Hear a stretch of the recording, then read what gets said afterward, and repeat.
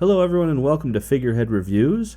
Today we're going to be doing our first review ever on the NECA release Robocop vs. Terminator Future Robocop figure. This here is the front box art, which is actually the cover art for issue number 4 in that miniseries, which it was a 4-part miniseries. The figure, of course, is based on that. So we have the cool box art there on the front. We do have some art here on the side, which is another panel from that series, I believe from the same issue. Same with that one, another panel from that series. On the back here you do have a couple of different product shots of the actual unit, as well as the read-up, which we can see here. And on the bottom, a lot of legal information, UPC code just in case you wanted to look that up and check to see whether or not your local retailer has it in stock. And on the inside, we do have, of course, the actual figure itself with another product shot. Very cool. But let's go ahead and crack this open and have a look. And here is Future Robocop outside of the packaging. As you can see, a pretty bulky figure, mostly, of course, on the back end there with the rockets and the missiles and the Gatling gun. And I assume that is an antenna of some sort there, used for communication. But very cool figure, a lot of really cool artwork in that comic book series that this is based on, that they translated over pretty well in my opinion. And we're going to take a little bit closer look here at his pistol, which is his only accessory that comes with the figure. Everything else is attached to him. So we're going to take a look at that gun, and then we're going to take a look at the figure himself. And here is the gun that comes packaged with Future Robocop. As you can see, very cool as far as the lines and the sculpting go. They did a very clean job on this weapon. I actually really like the finer details. If you can't tell, I'm zoomed in pretty close. I mean, that is his hand there holding the gun. And again, some very clean lines.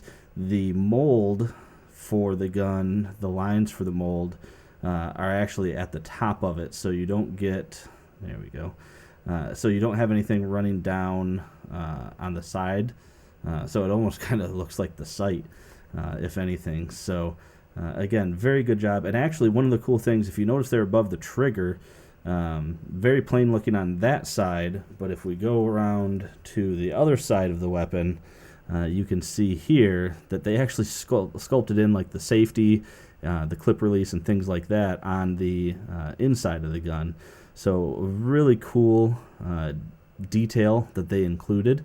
Very, very neat that they included that in there. And the front end, I don't know if my camera is going to try to focus on the hand. There we go. And the front end even looks pretty good. You even have the sculpted barrel there right at the very end. So very cool, very neat, very cool detail there on that gun. So let's check out the rest of the figure now. And taking a look here, this is the 7-inch scale line that NECA is most commonly known for. We have him coming in. You can kind of see the line there on his head, just a shade under 7 inches. If you can't tell, he actually sits at a little bit, his one shoulder's a little slumped, and I'll kind of go into that here as we look at the articulation stuff, but he's just a hair under 7 inches. But with all that stuff on the back there, the missiles and the Gatling gun almost pushing him at 7.5 inches with that gun pointed up. So this is going to fit in with any of the other NECA scale figures that you may have, as far as Robocop figures or even Terminator figures. And we're going to go ahead and bring him in closer here to take a look at some of the paint and the deco. And I think we can even get a little bit closer. A little bit closer. And a little bit closer. We'll bring the tripod down a little bit. Get him in frame. So at this close of a level here, you can really see some of the painting detail that went into this figure. More importantly, you can see some of the I don't want to call it quality control issues, because to give you an idea, here is my finger. So we're pretty tight on this, and at a distance you can't really notice some of this stuff, but up close we can see that his chin line You have some overpaint on the silver. On that cheek there, you can see we have some overpaint of the skin tone. If you look on the eyes of his visor, again, you can see some overpaint of the silver going onto the black. And then if we get really close, look at where his nose would be. You can see a little bit of shimmer of light. That is actually glue. The helmet piece is actually a separate piece. It's not all one molded piece, and it looks like they glue that on. And in this case, mine just had a little bit of glue come off to the side. So, but looking at the rest of the head, one of the cooler things, and you can see it there, is the OCP Police 001 that's sculpted into the head there at the top. So that is very cool. On the back side here, of course, we have some pretty standard, just Robocop looking things. And then on this side, we can see again that OCP Police 001 going in, and nothing else on that side. As we look down the figure, we have the shoulders basically this is where it starts looking like a mixture of Terminator and Robocop. So the shoulders have these pistons here. These pistons don't actually do anything, but other than make it look like part of the shoulder blades from the Terminator figure. If we look at the arm joints, these definitely you can see where it becomes a Terminator figure. These larger arm joints, and going into the actual Terminator arm, which is actually really cool. They have this up and down motion that when you move it up and down, rather, you get these pistons that move, which is very cool.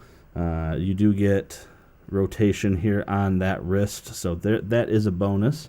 And then on this arm, from the elbow up, you have the same, but then you have this rocket launcher piece, and that does not turn or swivel in any way. But a very cool addition, and yes, he did have that in the comic books, so that is, that is video, or not video accurate, sorry, comic book accurate. And real quick, just to show you as well, when looking at this arm, this is the NECA Terminator figure, the endoskeleton, and you can see it is the same mold. The hands are, it's hard to tell with that deco, but they look the same to me. The Terminator, or the endoskeleton, has the same rotation. So yeah, I'm pretty convinced that those hands are the same mold. Certainly the forearm is the same, the upper arm is the same. One big difference, there is no bicep swivel on the Robocop. However, there is bicep swivel on that unit. So, and then the shoulder joint is much smaller on the endoskeleton. So my guess is they sacrificed the swivel so that they could get a shoulder joint that would work with this figure. Going down the figure here, let's actually bring it back up real quick. One of the things that I wanted to point out was the chest piece here. There's a blue deco. Let me see, turn this light off, whether or not that'll help bring it up. Yeah, it's kind of hard to see, but there's some blue paint right on the center chest, and I'll try to throw some pictures up over here on the side. That the blue paint was really bad on a lot of the figures. It looked like watercolors, to be completely honest.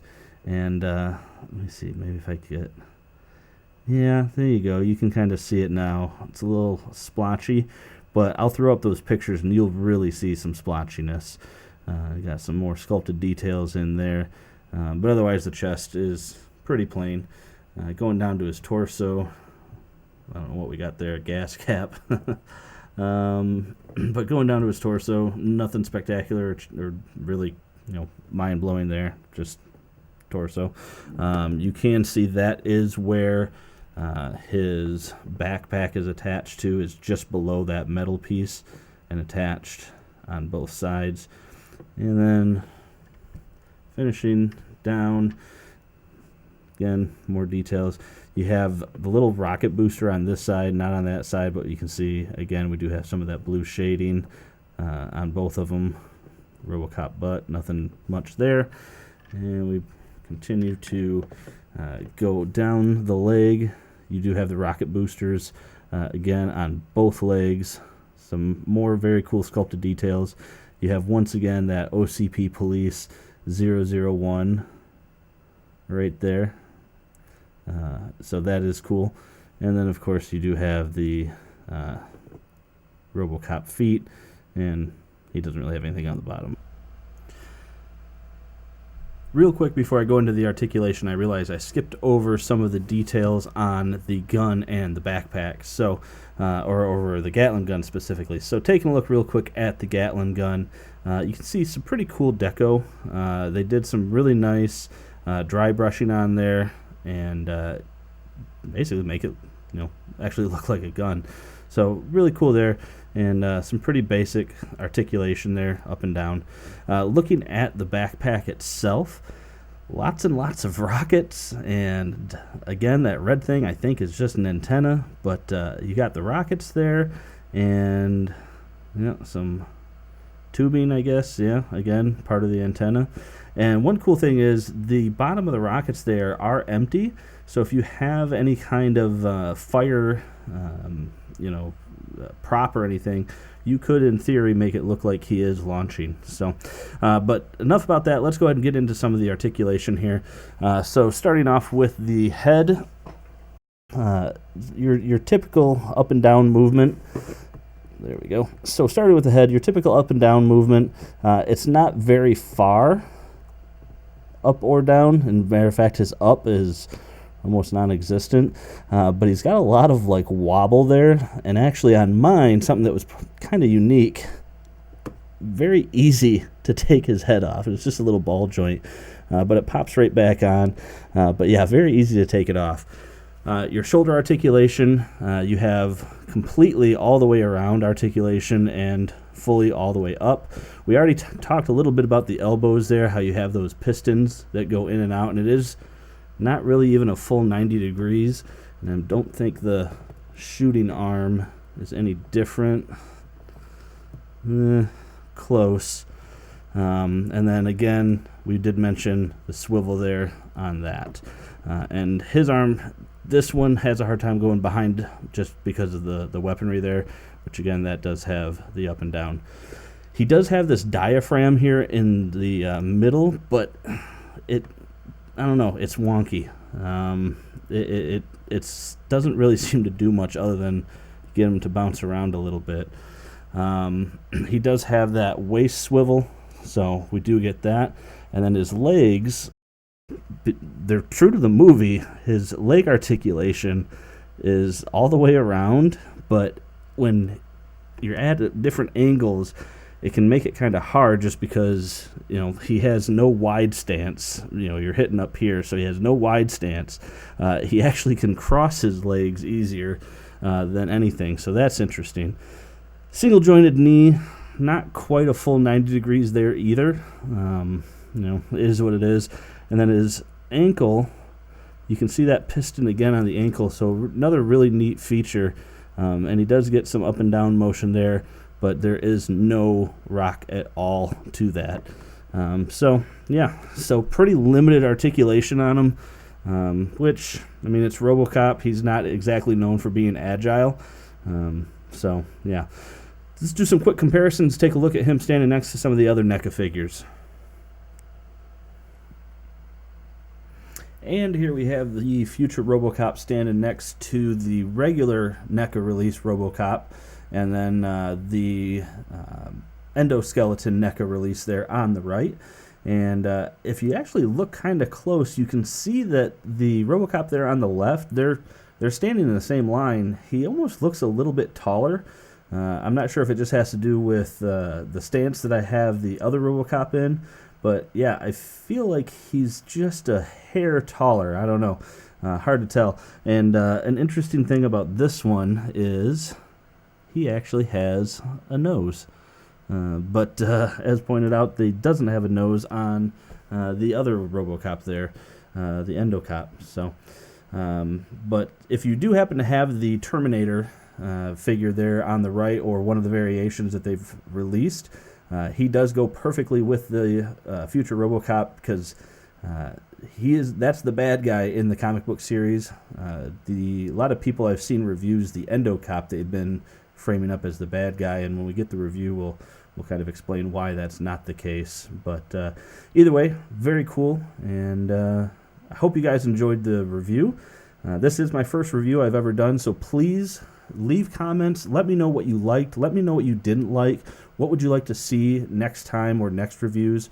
Hopefully this channel will be picking up a bit more in terms of the number of reviews I can get out. NECA is going to be sporadic as far as reviews go. Mostly going to try to do multiverse and Marvel Legends reviews with other figures there sprinkled in.